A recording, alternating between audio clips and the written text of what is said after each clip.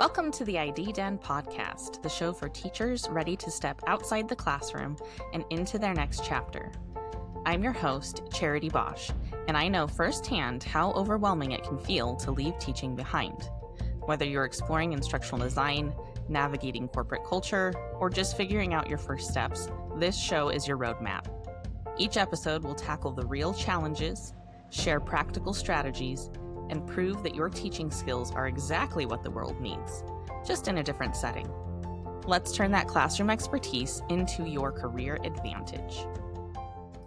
Today, I want to talk about the top 3 teaching skills for instructional design. Teachers have dozens of transferable skills. There are so many skills that you don't even realize are skills that can transfer into instructional design or even just corporate America. But there are 3 game changers in the instructional design world that teachers have. Most other instructional design candidates don't have these things if they haven't been a teacher with those years of experience. The first skill that I want to talk about is backwards design and planning. This is something that you do all the time that maybe you don't even realize or don't know what it's called, that we also do all the time in instructional design. That means teaching in context. So we're starting with the learning objectives or outcomes, and we are planning backwards from those, designing the assessments that we're going to use to measure mastery of those outcomes, and then creating the activities that are going to help our learners go from no knowledge, no mastery, to bridge the gap to mastery. This translates into instructional design projects because we do the same thing. We always start with the end in mind, and then we use backwards design to plan out activities, assessments, and the information needed in order to help learners be successful in passing those assessments and completing those activities. Corporate teams skip this step a lot. I can't tell you how many times I've had someone come to me and say, we need a training, here's all this information that needs to go into it. That's not how it works. You need a training, what's your problem, what's your goal, and we'll work backwards from that. Teachers naturally think that way because you're always working towards outcomes. You're always working towards assessments. You're always planning activities that help students get that practice in order to be successful and pass those assessments and show mastery of learning outcomes. The second skill is the ability to read the room or do audience analysis. Your ability as a teacher to instantly assess learner needs in the classroom is something that is very needed in the instructional design space in corporate America. You have to adjust your teaching on the fly based on your analysis of your students all the time. You know when they're not getting it and when you need to pivot. You know when certain students aren't getting it and you need to spend some extra time with them individually. You can recognize when those things aren't working and you can pivot in the moment and try something else because you're able to constantly assess and analyze your audience, your students, to see what's hitting and what needs to change. In the instructional design world, this becomes stakeholder management gold. Stakeholder management is one of the more difficult things in the instructional design space and really with any project in the corporate world or really any project anywhere. And because you are able to constantly look at your audience and pick up on subtle cues that a lot of people are going to miss because of your experience, it is going to be a lot easier for you to do stakeholder management because you're able to utilize this skill in that setting. It also gives you the ability to gauge SME reactions, or if you go the freelancing route, client reactions, because you are, again, very experienced and in tune with people to be able to pick on some of the more subtle things that other people are going to miss. And that's when you'll be able to, whether it's with your stakeholders, with a client, with a SME, you'll be able to pivot your strategy based on what you're analyzing in the moment. A lot of people are going to have to say things like, okay, let's pause and come back. And then they have to go back and kind of regroup and analyze outside of the moment, process all of those things.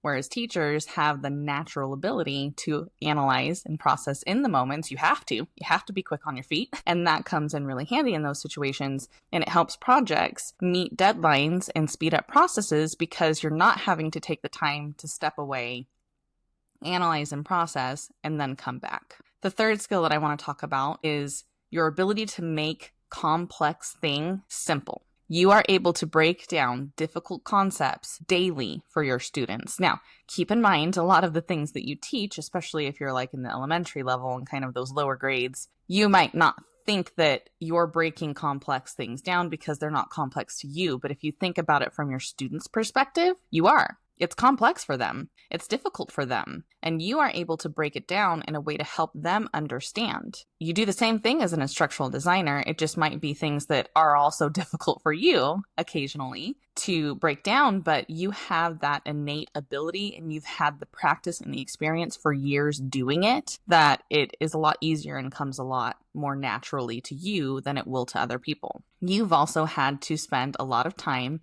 figuring out multiple ways to explain the same thing. That's so handy in instructional design in the corporate world because a lot of times your SME, your stakeholder, someone will come to you and say, here, they need to know this thing. And it's like, cool. What are 5 other ways to do this? Or what are 5 other ways that we can practice this? What are different? And it really helps that you can come up with ideas as well, not just rely on your SMEs, because you are able to see multiple ways that other people are going to miss. And that's going to make your training so much better and more robust and help your learners succeed because, as we all know, with children, one strategy might make sense to one brain really well, whereas another strategy might make sense to another brain really well. And we want to make sure that we're providing those opportunities and providing different strategies so that what makes sense for one person is what they'll go to, whereas what makes sense for another is what they'll go to. Oftentimes in the corporate world, in instructional design,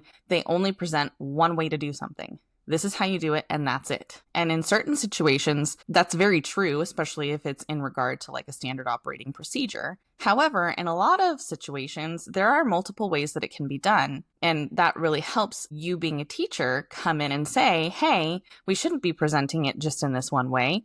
There's these other ways that we can also be presenting it to make sure that we are having our learners feel successful and have our learners have multiple strategies that they can choose from when they're applying these things in their job. That brings me to the next thing with making complex things simple. You are able to use analogies and real world examples because you've been doing it forever. A lot of times things like, and especially when we get into compliancy type training, harassment, things like that, are presented in just a very factual, knowledge-based way, whereas leadership development is another favorite one for me. I like to provide real-world examples and put my learners into the kinds of situations that they could face in their everyday job, but in a safe environment through learning. Using those analogies and real-world examples is something that has been ingrained in you and that you've been doing for years, and you are able to bring that in and do it naturally in the corporate setting as well.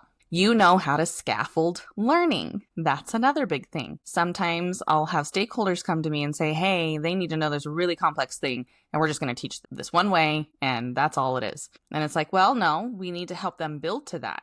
You're trying to take someone who has zero knowledge of something and turn them into the expert that you are, and it doesn't work that way. And so you can bring that into instructional design and say, we're going to scaffold, and you might not use that word. I don't usually say to my stakeholders, we're going to scaffold, but I know that that's what I'm doing, and I know how to scaffold, and you know how to scaffold. The corporate world really struggles with that in particular because it's not what they're used to. They're used to just, we'll do a course on it, and that's all it is. Whereas you can come in with fresh eyes and see through your experience and your expertise, no, we need to build to this. You're trying to have them run when they don't even know how to walk yet. And then SMEs particularly struggle with this because they don't know how to simplify their expertise. We call it the burden of knowledge. They have the burden of knowledge as experts. They have all of that swirling around in their head and they can't parse out how to scaffold or how to get the learner there. They just know this is what the learner needs to know.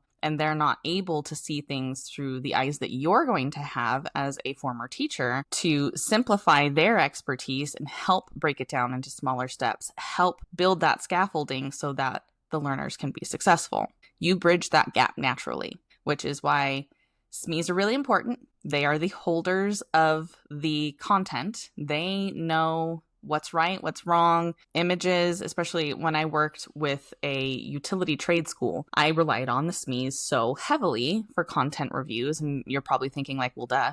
But no, like really, sometimes a picture looked fine to me with my limited knowledge, and a SME would come in and say, oh, they're wearing their fall arrest harness incorrectly. I would have never known that. So SMEs are very important and we need them, but they don't know how to scaffold. They don't know how to build the learning. You're the learning expert. So it's a wonderful collaboration, especially if you get SMEs that are easy to work with and are willing to work and learn themselves. It's a really great collaboration because you hold the keys to learning. They hold the keys to the content.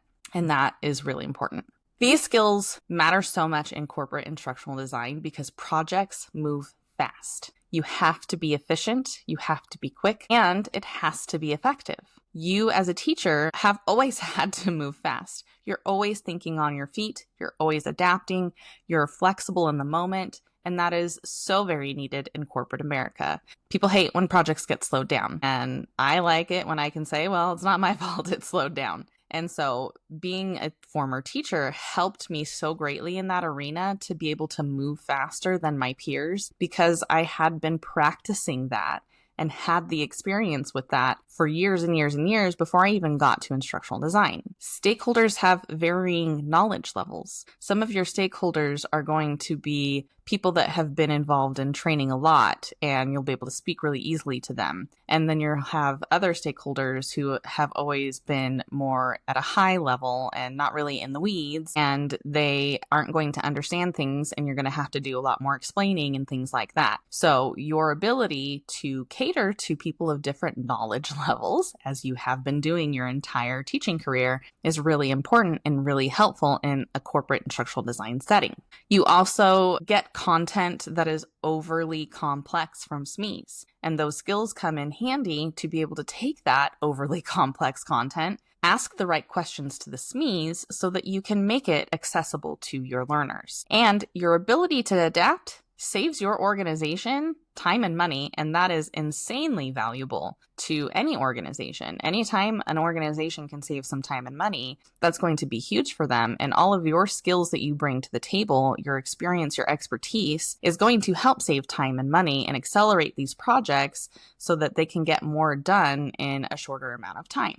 And I don't say that in a way that like you're always going to be hustling and you're going to be burnt out because you're just running. It's easier for you because you've been doing these things, because you've had to be flexible and adaptable, and because you've had to think on your feet your entire career. It's easier for you, and they're going to look at you like, oh my gosh, like this is amazing. This person is so efficient and effective in such a short amount of time. You're not burnt out because to you, it's just second nature. It's not like you're exerting a ton of extra effort, but to them, it's huge because that's not what they're used to. So backwards design is very valuable in the corporate world because it helps prevent scope creep.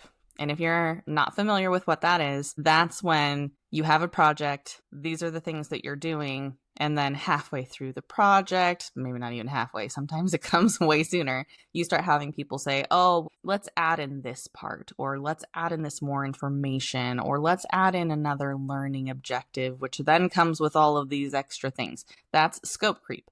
That's when the scope of your project is getting creeped in on, usually by stakeholders, and your backwards design is able to help prevent that because you can go back to your design that you did backwards and say, where does that fit in? And that's my most favorite thing, and I've done it quite a few times, is I'll utilize action mapping by Kathy Moore, and we go back to the action map, and I say, okay, that's great that you think that they need to know this extra piece of information. Which learning objective does it tie to? And we look at our action map that we utilized backward design for, and more often than not, they say, I guess I don't really need that for this course. Nope. And then bye-bye scope creep. And so it's really helpful that you have that ability and you're able to analyze things that quickly and in the moment to say, I don't think that fits in here. Let's take a look together. It also helps you read those rooms during stakeholder meetings. You're able to pick up on subtle clues. You're able to pivot and adapt in the moment. It makes those meetings go a lot smoothly and a lot faster, and therefore you have a lot less of them. And everybody loves having less meetings in the corporate world. Simplification of technical training for new hires is huge. And that's huge because it's not just good for the new hires and the learners. It's huge for the company because anytime you can reduce the time to competency, or in the instructional design training world, the time it takes someone to be able to confidently do their job on their own, that saves the company money. And so that ability to simplify things in a way that helps new hires understand it faster and get to doing their jobs on their own quicker is a huge asset in the corporate world. Your teacher advantage is that these skills take years to develop, and you've been developing them all of your teaching years. So somebody else coming in without that experience is going to have a harder time with this and is going to take longer for those skills to develop. Whereas you're coming in with them already developed. Yes, you've been doing it in a little bit of a different setting, but it's a skill. It doesn't matter the setting. You're able to do that across settings. You also use them unconsciously. A lot of people that don't have teaching experience, that don't have the practice of utilizing these skills, have to do them more consciously. They have to put out more effort in doing these skills. You have been doing them your entire career without even thinking about it. And so you can come in and use them unconsciously. It's second nature to you. It's so easy. And other candidates are going to have to learn those skills from scratch because they haven't had the many years of experience that you have learning, practicing, refining those skills to where you're extremely efficient and effective at them. You're already ahead of the game because of your teaching experience. I don't want you coming in thinking, well, I've just been a teacher, I don't have all these skills. Yes, you do. I promise you, you do. You just haven't had to use them in a way that they're explicitly defined and observable. You've just been doing them in a second nature way as almost a byproduct of being a teacher. But for other people, it's going to take them years and years to develop their skills to the level that you can come in with them right off the bat. So how can you highlight these in your applications and your interviews? The first thing that you're going to need to spend some time doing is learning how to translate your teacher language into corporate speak. So learning these kind of buzzwords. And I'm hoping throughout the episodes in these podcasts that you're starting to pick up on these things. Anytime you're doing lesson planning, you're doing backward design. You just aren't calling it that. And so figuring out, this is what I'm doing in the teaching space, and this is what it's called in the corporate world, and translating your language in applications, in interviews to their corporate speak is going to show them you know what you're talking about and you know what you're doing, and you do. It's just finding the right words to use to make sure that they're understanding what you're communicating in their own language. It's a lot harder for them if you come in talking like a teacher and you're talking in the teacher's lounge to other teachers who know what you're talking about. It's going to be a lot harder for them to parse out what all of that means. If you can do the job for them and translate in interviews, in applications, then that's going to show that you do know what you're doing and you're able to speak to it. Another way you can highlight in applications and interviews is to give specific examples. So if you are talking about backwards design, keep going to this one because it's an easy example, you can talk about unit planning. When you're planning units over a period of time and not necessarily even individual lessons, you can show the specific example of, I used backwards design when I worked with my team to plan our unit on fractions. We started with the learning objectives that we needed to show mastery for with our students. We took a look at how we could assess how we would know the students had mastery in these learning objectives. And then we took a look at how we could introduce the information and have them practice and work with it over the course of the unit so that by the time we were done with the unit, we had these assessments in place to demonstrate and show that our students had mastery of the objectives. Speaking to it in that manner is going to help a learning and development manager, we'll just say you're interviewing with, understand what unit planning is. If you just come in and say, oh, we did unit planning on fractions, and you keep it real simple, they don't know what unit planning on fractions means. If you come in and say we did backwards design for our unit on fractions and explain how you started with the learning objective, went to the assessments, went to the application activities, went to the information that needed to be covered, they're going to understand that a whole lot more. The other thing you need to do is quantify your impact when possible. So in the corporate world, people like to see the measurement of success. They want to see 80% of the learners pass the assessment on the first try. They want to see quantifiable numbers to demonstrate your abilities and your success. So anytime that you can frame it in that way, on your resume, you should have bullet points with outcomes that are quantifiable. You can use things like, with your standardized state tests, that you had an average of 93% of your class got a passing score or above across your 5 years or whatever it is. Try and make things as quantifiable and as measurable as possible, because they're going to look at those numbers and they're going to understand those numbers, because in the corporate world, we're always looking at numbers. People want to see their return on investment, their ROI. They want to see that if they are going to hire you, you have a demonstrated ability to succeed in your job. And by quantifying things, you make it a lot easier for them to understand it than if you just say, I got proficient or above on all my performance evaluations. They don't know what that means. Translate it into something that they'll understand.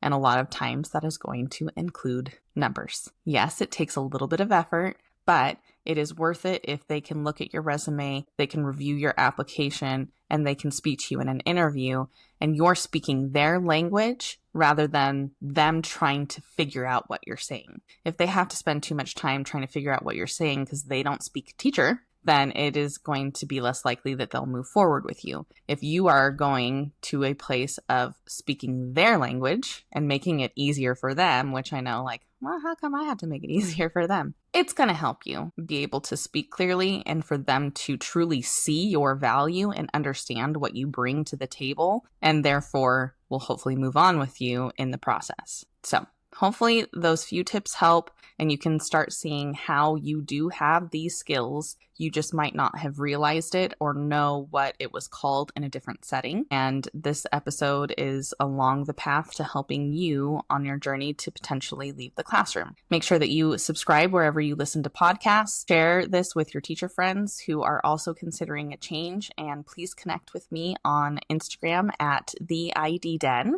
I would love to continue growing that community and be a support for you in your journey. You have skills that corporate America desperately needs that come second nature to you and are so easy for you to do. And I don't ever want you to underestimate your classroom experience. The value that you bring to the table in corporate America is immeasurable. You bring so much more than a lot of the other candidates just with your experience and all of the practice that you've had in your expertise. Even if it isn't under the title of an instructional designer, you've been doing a lot of these things already. And I never want you to discount all of those years that you spent working hard as a teacher.